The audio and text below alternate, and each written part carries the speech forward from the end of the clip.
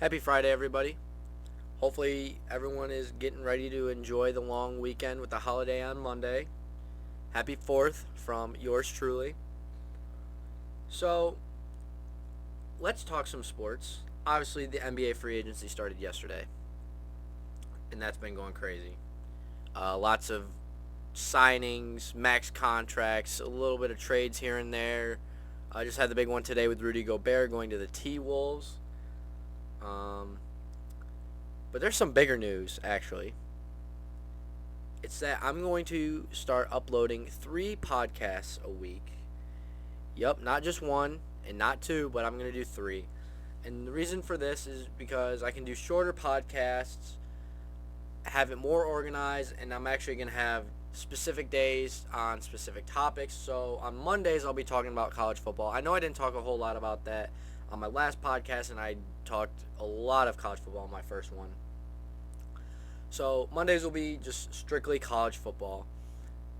Wednesdays will be NBA basketball. I really like talking about basketball. I feel like I got a lot of opinions that I want to share. So Wednesdays will be strictly basketball, more so NBA. When college basketball season comes around, I'll start talking more college hoops. And then Fridays will be NFL.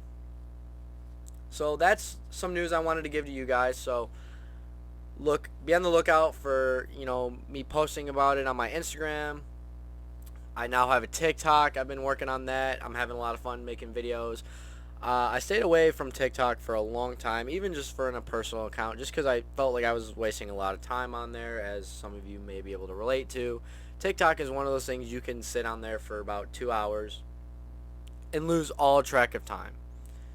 But I started another account, and it's on TikTok. It's, again, Jonesin on the mic.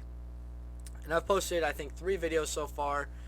I had a lot of fun making those. It's a lot of fun because I can then, put my opinions into videos and you guys can interact with them. I've also posted those TikTok videos on my Instagram. And, I really would like to see those take me somewhere. So that's the reason for that. Just, expanding my social media footprint all over the place for this podcast, because I really want to, go into talk radio someday, talk TV, whatever. This is a goal of mine. So that's the reason for that. And if you go on my Instagram bio, my Twitter bio, I have a link tree set up so you guys don't have to go, oh, where is this being posted, or where can I find this? It's all in one spot. Just click the link and then you'll see all the little buttons you can push to find my podcasts on either YouTube or Spotify. You can find all my other social media pages. It's all that. It's so great. Makes my life easier, makes your life easier. But let's get started. All right, enough with the intro.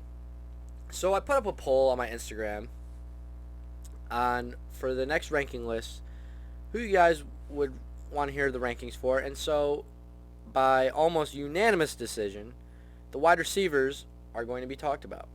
So I'm going to talk about my receivers top ranking list. And obviously, again, it's going to be for the end of the 2022 NFL season. I want to be really bold and predict how they're going to finish. And I only went to 35 because there are a bunch of receivers. And I feel like a lot of them are kind of on the same level. But I wanted to really dive deep and at least get the top 35, just so when you guys are doing your fantasy leagues and all that, you can use this list maybe to help you put together a draft board or draft your team. So the way I went about this list, it took me a long time to make this, just because there are so many different controversial opinions, because you can say, oh, this guy plays in a better offense. This guy has a better quarterback. This guy does this. Yada, yada, yada, yada. I mean, yes, I understand all those arguments, and it makes it tough to make this list, and that's what I was going through. I just couldn't. There's times I was like, man, these guys in my eyes are at the exact same point. They're almost. There's times I'd look at their stats and their production, obviously, as I should, and then their career accolades. But I'm also thinking, what are they doing now, and where do I think they will end up at the end of the season? So that's how I got started on this. So like I said, 35 receivers, the top 35. And here we go. So number 1, was a tough one because there's two guys that you could put up here. I've seen a lot of different lists that have one guy and then the other guy at 2 and all that. But my number 1 receiver to finish out next year is going to be Davante Adams. I feel like he's really going to lift that Raiders team, and he has Derek Carr, throwing him the ball, which they played together in college at Fresno State, and they haven't played together since. But what Davante was able to do with Aaron, yes, Aaron Rodgers is a great quarterback. He's way better than Derek Carr. But Davante also had a lot to do in Aaron's success and, vice versa. Those guys played off each other really well. They had a great thing going there in Green Bay. But obviously Davante Adams got what he deserved over there in Las Vegas. And I feel like he's going to have a great season with Derek Carr. It may not be, the season he could probably have with Aaron Rodgers, but the ability of Davante Adams to have a whole entire defense focus on him and create opportunities for others and really make the quarterback look good and the quarterbacks can make him look good, it all works perfectly. I think he is the best route runner in the NFL, which I feel is a very, very, very important thing to me in my list making, because if you can't get open, your quarterback can't get you the ball. Obviously, yes, you got to be able to catch it, but if you're a receiver in the NFL, you should be able to catch the football. So Davante Adams is my number 1. Number 2 is Cooper Kupp. Like I said, he could have been number 1, but I just think Davante edged him out just by a little bit. Also, Cooper Kupp, great route runner. What him and Matt Stafford were able to do last season was unbelievable. And then the 2 touchdowns in the Super Bowl and the Super Bowl MVP, Cooper Kupp, amazing season last year. And he'll probably take not even the slightest step back. He might just, continue on that playing level he did last year. But they did add Allen Robinson, so his targets might go down a little bit. But at the same time as Cooper Kupp, arguably the best receiver in the game. I have him at number 2 at the end of next year. So number 3, I have Stephon Diggs. So I did predict for him to lead the league in receiving yards. And that's going to be, the Stephon Diggs, Josh Allen show out there in Buffalo. But Gabe Davis is starting to emerge and all this, but it's Stephon Diggs. He's a great receiver. There's not much I can really say about Stephon Diggs, that is negative. The guy can do it all. He's got speed, he's got great hands, great route running ability. He can catch in traffic, make spectacular catches on the sideline, he can catch over the middle, he can catch the ball on a short route and take it for 60, or he can go beat you on a deep ball, or even be a big red zone threat. So that's why I have Stephon Diggs at my number 3. Number 4, now this is where people could get mad, but I have Tyreek Hill. And obviously, Tyreek is known as one of the fastest guys in the NFL. In playing that receiver position, that's a huge component, is having speed, because as you saw with Tyreek, he could just run around defensive backs, especially when he was in Kansas City, just have Mahomes just chuck it up and let Tyreek run underneath it. And yes, his stats will definitely go down just because he's playing with Tua and a new system and all this, and new coach, but that should not take away from Tyreek Hill's skill. That rhymes. Just because he's not with the best quarterback in the league anymore, or, in a great offense in Kansas City, that doesn't mean, he's not a top 10 receiver, not a top 5. Tyreek Hill is still the same guy in Miami as he was in Kansas City. But I think Tyreek's a great route runner, that does get talked about, especially on his short routes. You can see him run a slant, it's beautiful.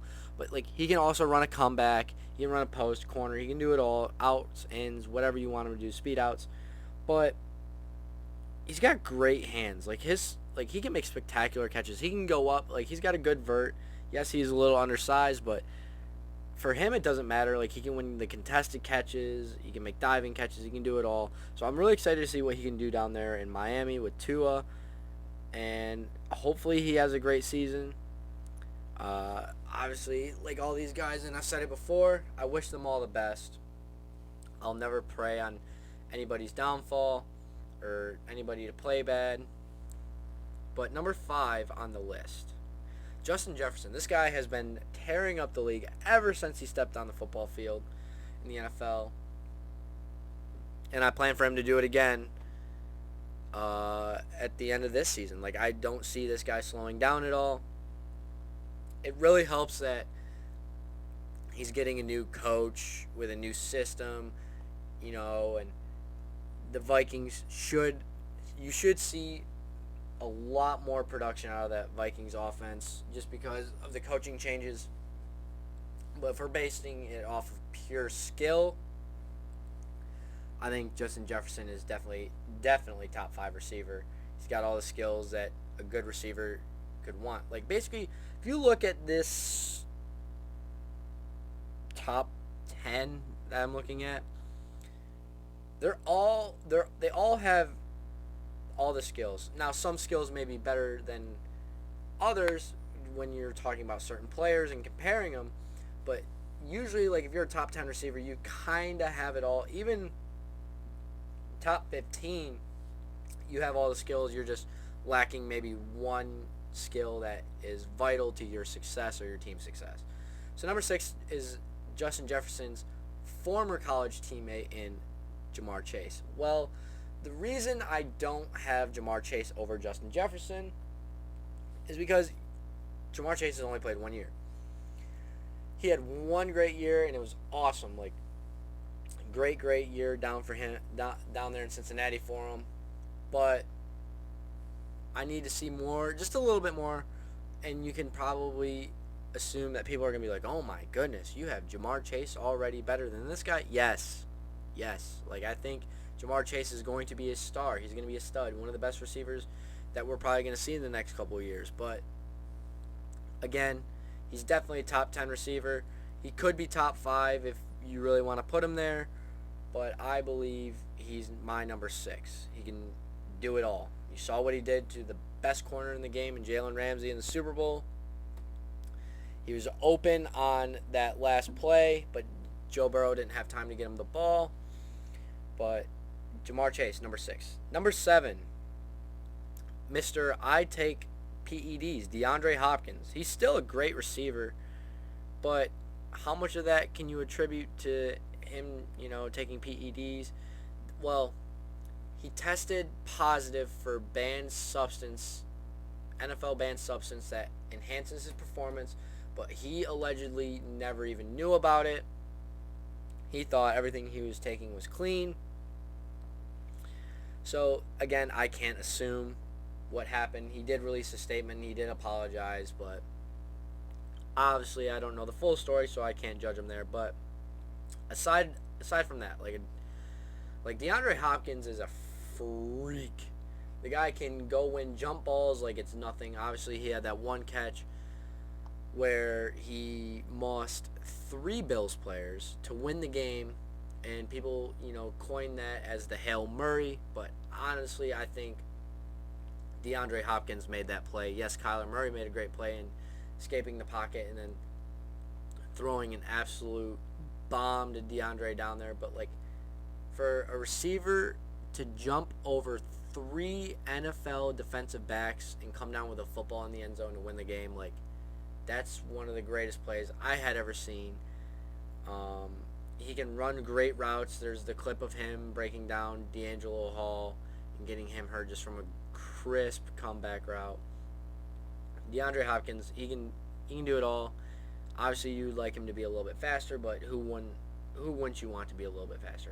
There's probably times you would be like, man, I wish Tyreek was a little bit faster. I mean, Tyreek's one of the fastest receivers in the NFL. I don't know if he's number 1, because there are a lot of guys that you could say, because there's this cat named Devin Allen who just signed with the Eagles. He's a track guy. Just ran the 110-meter hurdles in 12 seconds. I think he could give Tyreek a run for his money and probably will beat Tyreek in a 100-meter dash. But that's another debate for another day. So So number 8, I have Mike Evans. Mike Evans is a very, very consistent receiver. I'm pretty sure every single year he's been in the league, he's at least had over 1,000 yards receiving, whether that was Fitzpatrick at quarterback, Jameis Winston, or even Tom Brady. But Mike Evans, like, great deep threat, great threat in the red zone. Just down there in Tampa Bay, they have so many weapons that, you can spread the ball around, but his production should go up with Gronkowski retiring, and, Brady's probably going to rely on him a little bit more just because he doesn't have Tom Brady's number one target. But Mike Evans, great overall receiver. Number 9, I got CeeDee Lamb. This guy's about to have a breakout season now that he is the number one receiver in Dallas, which people argue that he was the number one receiver in Dallas as soon as he was on the team. Even though Amari Cooper was there and was the number one for a while, people argue that it was definitely CeeDee Lamb, and CeeDee Lamb was way better than Amari, and that's why I have CeeDee. Excuse me, I will edit that out. That's why some people had, CeeDee over Amari, and I have CeeDee over Amari just because CeeDee, from what I've seen, is overall has more skill. Like, the guy's electric every time he touches the football. Like, all you need to do if you're the Cowboys is get CeeDee the ball. And then to round out the top 10, I have Deebo Samuel at number 10.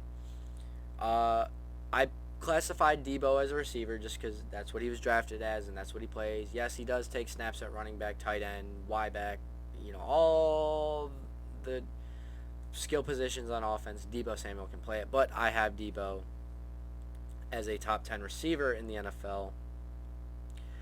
He is also one of those guys that you get the ball to him and he can make magic happen.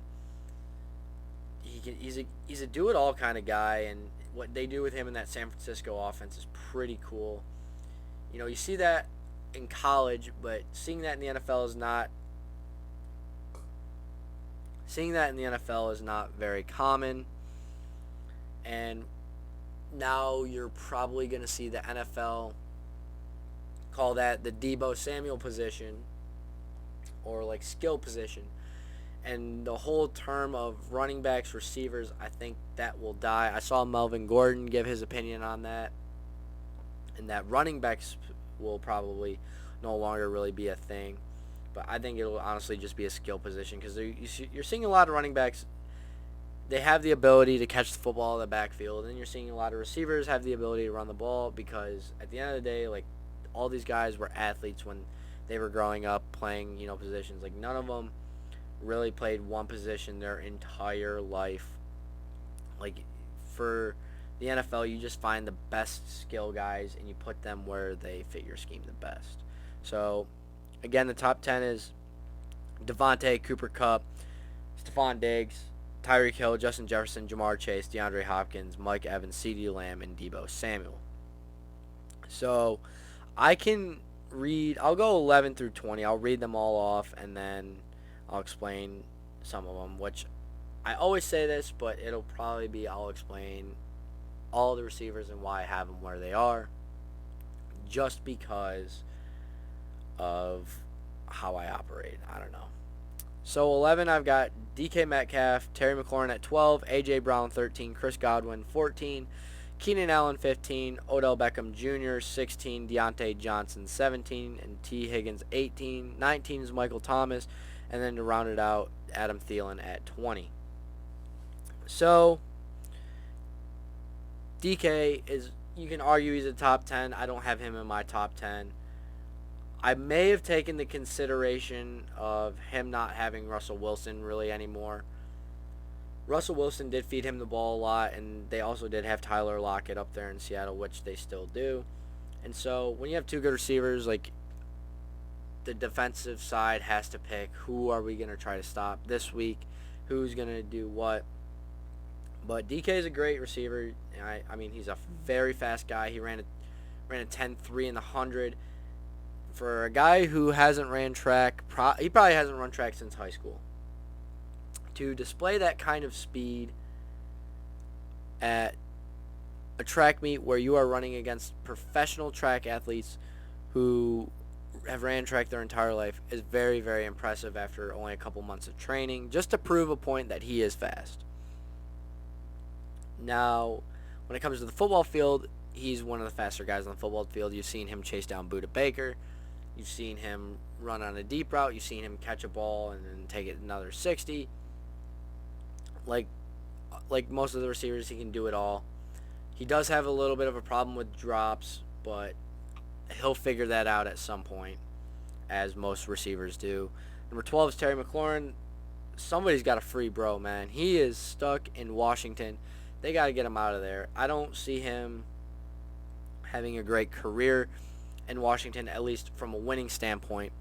He'll always put up the stats, I feel like, just because he's a great receiver. He's very, very underrated, but he's starting to get the recognition that he deserves, just because there's a lot of people that are like me who just love football, study it, and they want to bring the spotlight onto him. And he definitely deserves it. Definitely top 15 receiver. Some people might even throw him in the top 10, but I don't know. He's not a top 10 guy for me, just because the guys I have in my top 10 have proved a lot more. He's like Terry McLaurin's a young guy, and I would love to see what he could do in a different system with a great quarterback. Like, this list would be so much easier if all these guys played with the same quarterback in the same system, got the same amount of targets, ran the same routes, but that's not realistic. But number 13, A.J. Brown, now he's in Philly, which is going to be exciting to see what he can do in that NFC East now. He'll probably tear it up. Him and Jalen Hurts could form a really nice connection over there. But A.J. Brown, him and DK were college teammates, and A.J. Brown is kind of like another version of DK, like same body type, frame. Obviously, A.J. Brown's not as cut as DK, but they kind of do the same things. Some people can put A.J. Brown over DK. I don't know. Now that I'm looking at it and thinking about it and talking about it, and I made this list I think a week ago. My opinion might have changed, but you know what? First time. A.J. Brown at 11, DK at 13. And here's why. A.J. Brown was able to do more with less. Only reasoning for that. A.J. Brown had Tannehill at quarterback. DK had Russell Wilson. There is no shot that Tannehill's better than Wilson. Yeah, that seems good enough to me. I mean, debate me on this if you want. Go in my comment section, either Instagram, TikTok, tweet at me on Twitter, DM me, do whatever you got to do. Hashtag Jonesin on the mic. Send whatever you got to send. Let's talk about this. Let's debate. I've been debating with a lot of people, and a lot of people have some good debates. And then, you get the random TikTok user every once in a while who just comments the most absurd thing, and you're just like, how did you come up with that? There's times I just want to understand people's thinking, and there's a lot of times it's not going to be able to be explained to you. But anyways, Chris Godwin, he produces very, very well in that Tampa offense. It doesn't matter who's at quarterback, really. He really came out of the scene when Tom Brady got there. But even when Tom Brady doesn't play, Chris Godwin, I believe, can do great things. He's a great receiver from Penn State. And, yeah, he did get hurt last year, and hopefully that doesn't hold him back or anything like that, or he doesn't have any nagging injuries, because I'm rooting for him to come back and have a breakout season. Because those guys down in Tampa, the receivers especially, are going to get more targets, and then O.J. Howard's going to get some, Cam Brate's going to get some, just because Gronk retired, and that was obviously Brady's favorite target, as it was for, 10 years, I think? Yeah, 10 years, 10 seasons? So, now we're going to be able to see who Tom Brady's favorite target is down there in Tampa. It's probably going to be Mike Evans, but I wouldn't be surprised if Chris Godwin is a close second. So 15 is Keenan Allen. The guy is very underrated in my book. One of the best route runners in the game. Only thing he lacks is speed. But, again, you don't need crazy speed if you can get open on just efficient, great route running. Keenan Allen, him and Justin Herbert are really going to form a great connection this season just because I have Justin Herbert really developing. They're going to cause problems down there in the AFC West, down there in LA. Yeah, Keenan Allen is a beast, a dog. I hope he has a great breakout season this upcoming year. And him and Justin Herbert could hopefully make the playoffs and make some noise. All right, so now we get to 16, Odell Beckham Jr. The guy cannot catch a break. He gets hurt in Cleveland, and then he comes back, and then he doesn't get the ball, and then everybody's like, oh, it's OBJ, and then it was Baker. Gets traded to LA. Takes him, I think, one game to get acclimated, and then just starts popping off. Has a great second half of the season, great playoff run, great Super Bowl, and then he gets hurt again. Like, the guy could be a top 5 receiver in the league. He just can't stay healthy or catch a break. But I really feel like he can make some noise this upcoming season when he comes back because he is going to have that drive in him and that dog. Where he ends up is a great question. I could see him landing in Green Bay. I could also see him re-signing in Los Angeles, but I don't know if that's going to happen just because of all the contracts LA just dealt out and all that noise. I don't know how much money they would have for him and how much he would want, but hopefully he finds a good landing spot with a good quarterback and can start producing again and silence all the haters. 17 is Deontay Johnson. I believe his production will go down this season just because Big Ben's not there, but Deontay is one of those guys, just a pure playmaker once he gets the ball in his hands. Just look out, anybody in the AFC North, like, watch Deontay Johnson if you ever get a chance and you see him in a game. The guy can run deep routes. He can run mid routes, short routes. He can do it all. Just like all these receivers. Deontay's got great hands. That's the one thing that sticks out to me. The guy, if you target him, he most likely will come down with a football.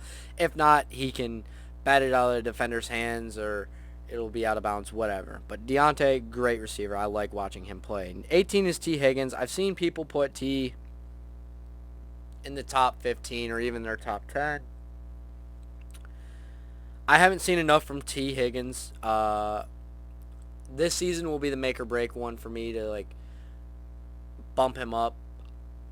But I don't believe at the end of this season he'll be a top 15 receiver. He'll definitely be top 20. Like, he's just in a great offense down there in Cincinnati with a great quarterback in Joe Burrow.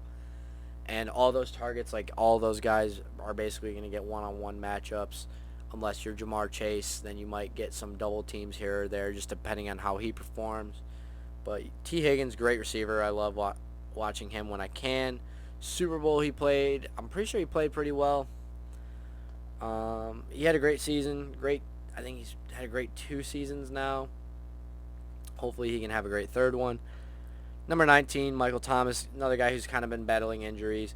Jameis Winston is coming back off, an ACL tear, so hopefully they can form a connection because I want to see the Saints do well, and I want to see Jameis do well, and Jameis is going to do well if he has Michael Thomas on the field. Michael Thomas was at one point the best receiver in the NFL, won Offensive Player of the Year, broke the receptions record, all that, but then since then he's been hurt, dealing with if he can come back or not and all that. Hopefully he has a resurgence this year and can assert himself as one of those top receivers. Only reason I didn't put him in my top 10 or even my top 15 is just because he can't stay on the field healthy. Number 20, Adam Thielen. Great route runner and a great red zone threat. The guy can make spectacular catches. I remember seeing it was a Nate Burleson segment on NFL Network, and he calls it toe drag swag, and it's like for all like the great, toe dragging catches. And it was an Adam Thielen catch in the back of the end zone. I forget who they were playing, but it was on the right side of the field where he caught it. It was like the back right. It wasn't in the corner, but it was along, that end line.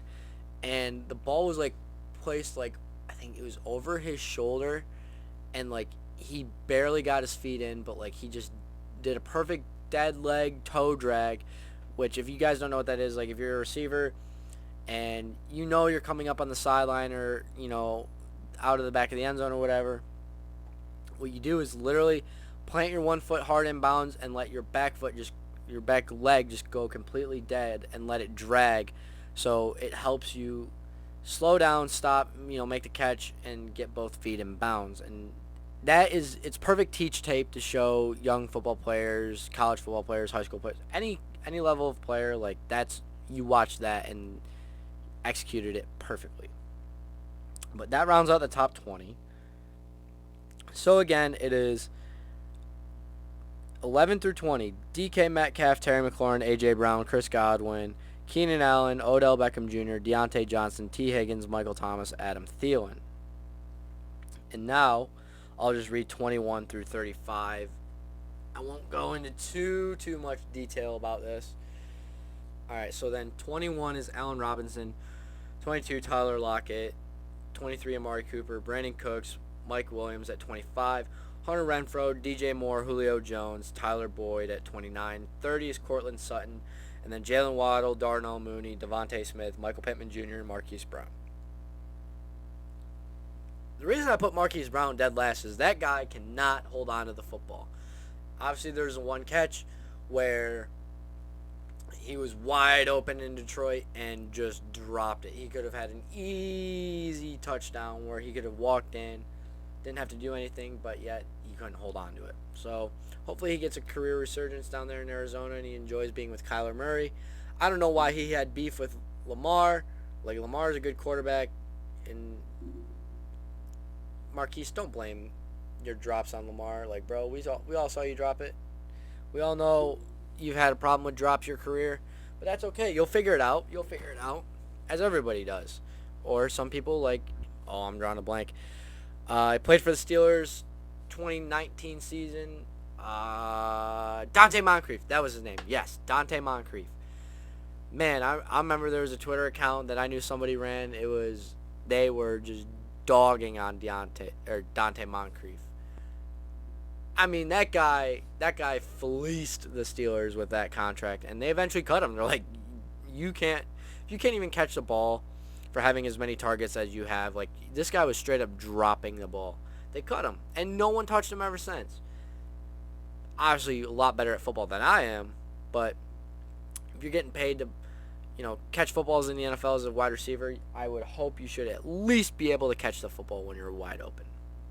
Brandon Cooks down there in Houston, like, he's a good receiver. He doesn't have a quarterback. But like I said in this list, I tried not to, think about that too much. So Brandon Cooks, he is a receiver that doesn't get enough love just because he's down there in Houston. They're not on a winning team. And he doesn't maybe necessarily make all the highlight plays that some of these receivers do, but he's a very consistent, solid receiver. He's kind of bounced around from team to team, and I hope he does better this season now that Houston's got some assets. But now that they're under investigation, who knows what's going to happen with the Texans. Hunter Renfrow at 26. The guy's a red zone threat, especially when it comes to, like, route running. Like, there's one route of where he just gets wide open, catches a touchdown pass. So him and Devontae together is going to be really fun to watch. Just two guys who are really great at running routes together for Derek Carr, and then they got Darren Waller at tight end. Like, that offense is going to be slinging the football all over the field. And then Amari Cooper at 23. Hopefully he has a better career in Cleveland than he did Dallas. He had the 1 or 2 good years in Dallas and then kind of started to fall off just because there was inconsistencies at quarterback. But now that he's in Cleveland, there's another inconsistency at quarterback. If they don't even know if they're gonna have Baker, they don't even know if they're gonna have Deshaun, which they probably won't. So then, if you don't know you're gonna have Baker, who are you gonna have? Like, you got to get the guy the ball, but he's going to get some good looks this year just because they're going to be a run-heavy offense. So when they do throw the ball, he should be open, and hopefully he can make some plays for that offense because they're going to need it. They have the roster to win a Super Bowl. they're literally just one piece away, and that's at quarterback. And they go and do what they need to do, make a trade for a quarterback, but they just made a trade for a quarterback whose future is up in the air. I'll talk about Jalen Waddle a little bit. I think I might have touched on this already, but Jalen Waddle's production, I think, should go up a lot just because, the addition of Tyreek Hill and the new offense with the new coach, like, they're going to be throwing the ball a little bit more. Hopefully Tua gets some more confidence and can figure some things out down there in Miami. But I think, you have two guys in Tyreek and Jalen Waddle who can just burn the top off the defense. Jalen Waddle can make plays, so can Tyreek. So I expect that tandem to do very, very, very, very well together. But let's talk about some NBA free agency now. Now that, I just went through the list, I can read it one more time for you guys, so I'll read it all the way through. 1 through 35. Here we go. Devontae Adams, Cooper Kupp, Stephon Diggs, Tyreek Hill, Justin Jefferson, Jamar Chase, DeAndre Hopkins, Mike Evans, CeeDee Lamb, Deebo Samuel, A.J. Brown, Terry McLaurin, DK Metcalf, Chris Godwin, Keenan Allen, Odell Beckham Jr., Deontay Johnson, T. Higgins, Michael Thomas, Adam Thielen, Allen Robinson, Tyler Lockett, Amari Cooper, Brandon Cooks, Mike Williams, Hunter Renfrow, DJ Moore, Julio Jones, Tyler Boyd, Cortland Sutton, Jalen Waddle, Darnell Mooney, Devontae Smith, Michael Pittman Jr., and Marquise Brown. And I realized as I was saying that when I recapped the, 11 through 25 or 11 through 20 list, I switched A.J. Brown and DK Metcalf back, but no. I have A.J. Brown at 11, DK at 13. But now we can talk some NBA, talk a little bit what's happened free agency-wise, trades, all that, and get really in-depth about some moves that have happened over the past 24-plus hours. So, obviously, there's been a lot of contracts being signed. And there's a couple Supermax deals, but there's a couple that I may not agree with. Well, one off the top of my head is the Supermax deal for Bradley Beal. This guy, he's kind of been by himself in Washington. I mean, he had John Wall, and then he got Russell Westbrook. And then, the year on his own where he didn't have any of those guys, and it was just him and Porzingis for a little bit of the season. They weren't a winning team. They didn't do anything spectacular. And like Bradley Beal, yeah, he can score the ball, but from what I've seen, I personally would not offer that guy a Supermax. Another guy that you could argue shouldn't get the Supermax is Zion. The guy, I think, has spent more time on the bench than he has on the floor. But obviously they're giving some of these guys Supermax deals just because of the potential that they have and like their potential to grow. But like I'm one of those guys, like I'm not going to pay somebody an absurd amount of money unless they've done things to earn that money. And yes, Zion was the first overall pick, but if he's spending most of the time on the bench, why would you put all that money and dump all that trust and take up that salary cap space and a guy that's probably not going to play for you guys? And maybe you gave him the Supermax to then match a contract with another person you would trade for to get rid of Zion. I could see that, but I don't know how realistic that is.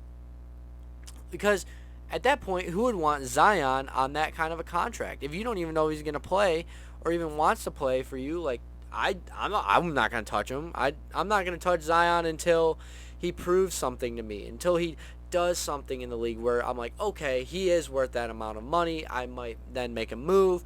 But again, I'm not an NBA GM. I don't get paid like they do, and I don't get paid to make those decisions. So I'm just a college kid who just sits in his room with a microphone and talks about things that he learns all day, stuff that he hears about, sees. So then there's guys like Devin Booker, deserves a Supermax. Like he's done a lot for Phoenix. He's stayed there. He's been loyal. They went to the finals.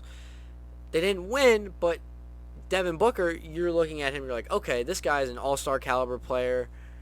He is one of the focal points on that Suns team, one of the main reasons why they're so successful. Then that's a more realistic and understandable contract to give somebody.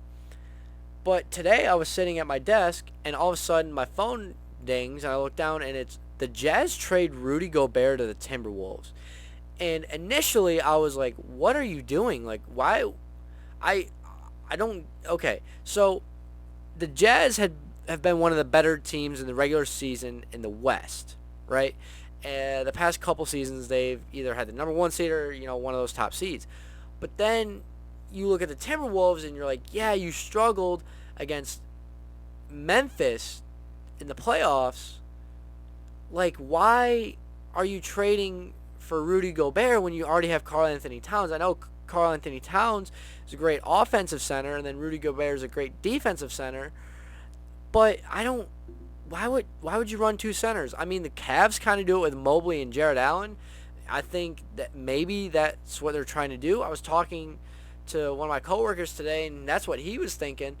But at the same time, I wouldn't do that because, like, you're bringing in Rudy Gobert who doesn't space the floor at all, and everything you just gave up to get him, like, it's not going to be worth it in the end unless you win a championship now. Because they gave up, I think it was, 3 unprotected first-round picks. They gave up Malik Beasley and a couple other players and pieces. That trade didn't make sense to me. Maybe they feel they're in a position where they need to win now. But you're bringing on Rudy Gobert's contract when you have to pay Anthony Edwards. And then all that, like, it just, okay. Minnesota probably will not win an NBA championship anytime soon.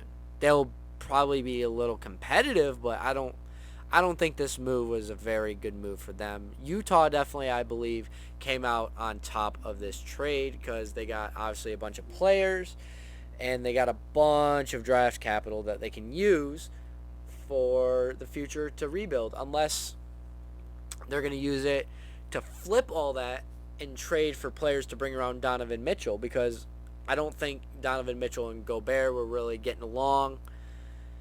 They just really weren't working out there in Utah. So they obviously chose Donovan Mitchell's side, at least for now, unless they decide to trade him away and get value for him. And they're just like, we're going to start this thing all over and we're going to try to rebuild from there.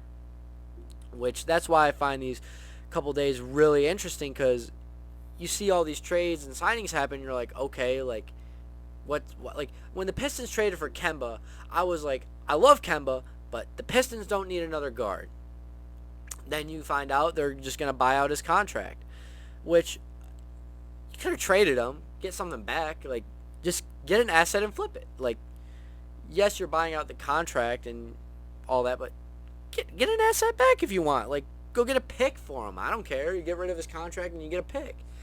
But obviously the New York Knicks and Troy Weaver, of the GM of the Pistons, must have a good relationship to the point where the Pistons just want all the Knicks capital and all their players, because Kevin Knox just signed to the Pistons yesterday on a 2-year, $6 million deal, I'm pretty sure. And Kevin Knox is going to be a bench player. He'll probably be at the 10-9 slot, but as a fan, I probably don't want Kevin Knox on my team because he was a lottery pick and really hasn't shown any talent to be level of a lottery pick. I don't know. Was he top 10? Someone fact check me on that. But then you see Jokic get the Supermax. Well deserved. 2-time NBA MVP. Basically carried the Nuggets team by himself this past year with no Jamal Murray. Put up insane stats. Led them to the playoffs, where they eventually lost to the NBA champion Golden State Warriors in the playoffs. If you can get Jamal Murray back, Michael Porter Jr. comes back healthy, the Nuggets are going to be a scary team to face. But if I'm the GM, I trade Michael Porter Jr. and our picks away to get somebody I know will probably play, because I'm kind of getting some Ben Simmons vibes from Michael Porter Jr. because he just underwent back surgery, And he did sign that, big max extension. I think it was last season or last offseason or maybe the offseason before that. And I don't think he's played a single minute since he signed that contract. Again, I don't like the whole idea of signing guys for, their potential, like, paying them for what they could potentially do. Because what if you just, like, Chandler Parsons signed a huge contract like 10 years ago. It was an absurd amount of money. And then he never really played after that. So any team that got him was stuck with that contract and a guy that doesn't play. So that's my reasoning for it, because I've seen it happen before, and I don't want that to happen to any team, because that's a GM's worst nightmare. You're stuck with a guy, paying him all that money where you can't bring in another guy and you can't trade him away because nobody else wants him. And if you cut him, then there's dead cap and money you still owe him, and it's a whole mess. And then, obviously, if you're a GM, you're like, well, what if he does get healthy and he comes back and leads us to a championship? Maybe then that money would be worth it. Yeah, but you can't really think like that if you want to be a winner. And with all this going on in free agency and all that, I look at one thing. Who was just in the NBA Finals? The Celtics and the Warriors. Who was the majority of their team? Guys they drafted. I think free agency, it's a fun thing for a team if, like, you just need one or two more pieces. But if you're, like, trying to acquire talent through free agency like that, there's times you could let a good guy go, and then there's times you could sign a guy where you regret it later. Which you could agree that the free agency and super teams and all that has kind of ruined the league. And also you could argue that it's made it more fun and more entertaining for fans in the off season. But at the same time, if you're a GM, your main goal is to win and keep your job. And as a player, you should want to win no matter what. But obviously, there's guys in the league, whether it be NFL, NBA, MLB, any professional sports league, where guys are just like, you know what? I don't care about winning at this point. I've won all my life. I just want to get paid. And you know what? Salute to them for being honest. Like, they just want to get paid. Because when you're staring at a $200 million contract in the face, and you're like, wow, this is with a really bad team. What do I do? Well, I'll sign the dotted line. I'll get paid. Like, if you can look at a contract of that amount and be like, no, I'm not going to sign it. I'd rather go play somewhere else where I want to win and where I could win a ring and solidify my legacy as a great NBA player. Those are my favorite, players to watch. But then you got guys like Dame, who's so loyal to Portland, where everyone's telling him, get out, get out, get out, get out. But what if the Trailblazers find a way to get Kevin Durant? And then Dame's like, I'm glad I never left Portland, and I got a good guy next to me in KD, and we can go make some serious noise in the playoffs and hopefully make the finals.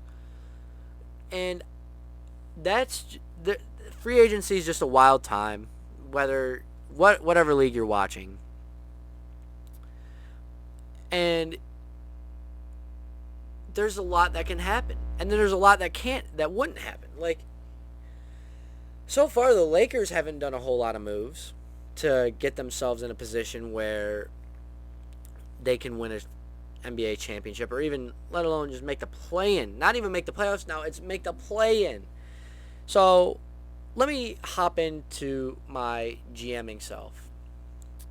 I was talking with my friends, which they will be featured on next week's podcast about the NBA on Wednesday, and us three we're going to be the guys talking about the NBA, because we talk about the NBA all day long. We just all decided, you know what, let's do a podcast together. We all enjoy talking about it amongst ourselves. Might as well share the great conversations that we're having. And so I sent them a picture because we were talking about the Kevin Durant and Kyrie Irving situation. And if, certain GMs want to trade for both guys, you probably could. You more than likely could. And you know, there's only a select few teams that can do that.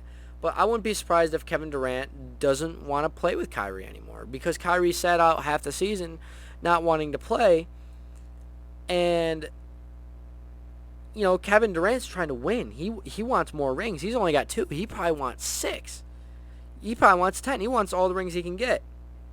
So, I hop on this website where you can basically, it's like a trade simulator where you can simulate, like you can put in a trade and the machine or program or whatever will analyze the trade that you just put together and if it would go through. And obviously this is not very realistic, but you can look at it and be like, oh, it does work. So I had the Lakers trading, who was it? It was Anthony Davis, Russell Westbrook, I think a first-round pick for their next first-round pick, unprotected. And then I think it was a lottery-protected pick in the future. So 2 first-round picks, one of them's protected. And the Brooklyn Nets would just send over Kevin Durant and Kyrie. The contracts match, and, they get some draft capital. But I wouldn't be surprised if Brooklyn would want more for that. But the trade simulator said that would go through. So then I was like, okay, let's see some other teams. And then, obviously, like being a Pistons fan, I would want Kevin Durant. I wouldn't want Kyrie. We already have enough guards, and the guards are going to develop. So if I'm the Pistons, I'm looking at it, all right. Right now, our roster, like right now, as of today, we can compete. There'll probably be a 7, maybe 6 seed if everybody starts to develop and they start playing well. And they have a bunch of cap space that they were planning on getting Miles Bridges for, but then he had his incident where he probably won't be touched and he'll probably get in trouble. And you got, your young stars that you got to pay when their contract is up. But I'm a kind of guy that I was like, you know what, if we can win now, if we can find a way to win now, might as well, right? So Kevin Durant has 4 years left on his deal, and right now, this upcoming season, he's going to make $44 million, and at some point, he's going to be making $50. He's, got that, plus 5% for every year in his contract, so he's just, going to keep making money. It's backloaded. So, the Pistons receive Kevin Durant. That's it. That's the only guy they get. But what they would have to give up, I said, give up Kelly Olynyk. Because, okay, so Kevin Durant's got $44 million. So you got $44 million coming in. You got to ship out at least, what is it? That's 40. I shipped out 45. If I'm the Pistons. So basically, the Pistons would be getting rid of $2 million while acquiring Kevin Durant. So, to match his contract, I gave up the 2 biggest contracts on the team, and Marvin Bagley, who they just re-signed, and Kelly Olynyk. We have Jalen Duren, the center from Memphis, which I'd be fine with losing Olynyk. I mean, Olynyk's going to be a guy who's coming off the bench. And I would give up Bagley because you're bringing in Kevin Durant. So it would be Cade Cunningham at the point guard or Jaden Ivey, depending on who you'd want to run. So those 2-1-2 would be flipped. They could both, just play guard. Small forward, you'd have Sadiq Bey. You could play Kevin Durant at the power forward, and then you just run Isaiah Stewart at the center and have Durant come off the bench. But, so, I gave up in that trade. It was Marvin Bagley, Kelly Olynyk, and Killian Hayes. Because I've had this debate before. I am not a huge Killian Hayes believer just yet until I see what he does this season. If he can prove that he's been getting better, then you can bring him back and give him a spot on the team. But as a guy they drafted in the first round, he hasn't done a whole lot. Yes, he's been hurt, and he's a good, I wouldn't say great. He's a good defender and a decent playmaker, but that's really the only thing he can do. You can find a veteran who can do that for cheaper and then give the veterans experience to the young guys and help them develop for cheaper. I look at it in that aspect and like you can just do that. But obviously the Pistons will never trade for Kevin Durant unless my phone dings here in a second and I get proved wrong. I don't see that happening. But that was just a little hypothetical I threw together that I thought would be very interesting. Imagine Kevin Durant on a Pistons team where he's got a bunch of young talent around him. You got former Coach of the Year in Dwayne Casey. And a city full of fans that would just go absolutely crazy if we got Kevin Durant. Yes, it's not a big market, and he probably won't want to come to Detroit because his top two destinations would be Phoenix and Miami, which I would see him going to Miami before Phoenix because the Brooklyn GM wants Devin Booker. And if I'm the Suns GM, I laugh at him and say, yeah, no, you're not getting D-Book. You could have DeAndre Ayton and a couple picks, and I saw it was like a hypothetical trade. It was DeAndre Ayton, Mikal Bridges, and I think like 3 picks. I'd do that trade. Yeah, you're giving up a really good wing defender, Mikal Bridges, and you're giving up a good center in DeAndre Ayton, but you got to make the contracts match, and you're also trading for Kevin Durant. But Miami would be very interesting to see him be paired up with Jimmy Butler because they would have to give up Bam Adebayo. If I'm at Miami, I'm not giving up Jimmy to get Kevin because I want Jimmy instead of Bam, even though Bam's a good young center who's developing, great paint defender. He's just a little undersized, but you can just sign a center, a veteran center who can, stay under the rim and rim protect. You could go get a guy like Drummond. You could get a guy like Drummond for a pretty relatively cheap deal. He'd be, a good center to get or at least trade for. But I don't know. Where Kevin Durant ends up, I don't know. I heard Kyrie Irving's number one destination would be the Lakers. So if I'm the Lakers, I try to keep AD as much as I can. And obviously they're not going to trade Bron. But if I'm the Lakers, I try to get rid of Russ because their contracts would kind of match. And then you just give Brooklyn no more than 3 picks. 2 would probably do it. 1 would be if Brooklyn's just trying to move on from Kyrie and they're like, all right, we're done negotiating at this point. You guys can just have him. But obviously Kyrie, you can tell in interviews when they ask him about playing with LeBron, the guy wants to play with LeBron again because they had a great trio if you want to count Kevin Love, which, that was their big 3. But it was more so Kyrie and Bron, which I'm not taking anything away from Kevin Love. It's just that, they're more known for what happened in Cleveland with Kyrie and Bron and not so much Kevin. But I've also seen things where the Cavs could make a move on one of these guys, which if I'm the Cavs, I wouldn't. Just based on the fact that you have rebuilt a team that almost beat Brooklyn in the play-in. And if you put that Cleveland team in a 7-game series, I believe they would have been more competitive than Brooklyn would have. Just that's my own opinion. But next week, on Wednesday, again, me, my friend Nards, and my friend Trevor will be getting on the podcast together, and we'll even do it on a Zoom and record it so you guys can see all of us talking about it and how passionate and how amped up we'll get, because the 3 of us, when you put us in a room and talk NBA basketball, it can get heated, but it's a lot of fun. We all enjoy it. And, it'd be a good little thing for you guys to watch on YouTube and really get the YouTube channel going. And obviously the audio, I'll just take that and post it on Spotify for all you who just want to listen to it. So next week on Monday, I'll be talking about college football. Wednesday, NBA with Nards and Trev. And then Friday, it will be NFL again. But thank you guys all for listening. Enjoy your weekend. Have a great 4th of July. Stay safe.